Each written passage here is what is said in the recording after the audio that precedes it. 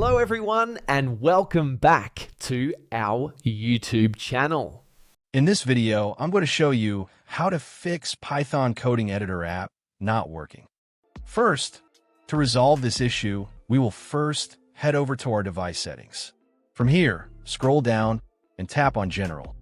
Once you're in the General Settings tab, look for iPhone Storage option and tap on it. Over here, you can either search for the app or you can scroll down and look for it. Then tap on the app. On the next screen, you need to tap on the Offload app option. A confirmation pop-up will come up. Now tap on the Offload app option here. It'll take a bit for processing, and then a reinstall button will show up. Simply tap on it to reinstall the app. This should resolve the issue, but if it doesn't, then you need to check if the app is running an older version. Head over to App Store. From here, double tap on this search icon in the bottom right corner, and then search for the app.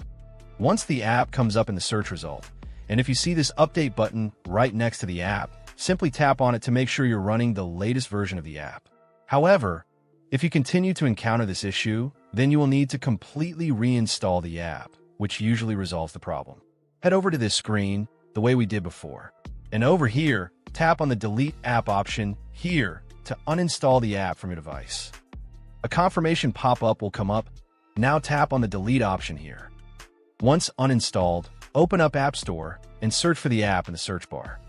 After the app comes up in the search result, simply click on this cloud icon to install it back onto your device. Hopefully, this resolves the issue. If it does, consider sending a super thanks to support our channel. And also don't forget to hit the subscribe button. We'll see you in the next video.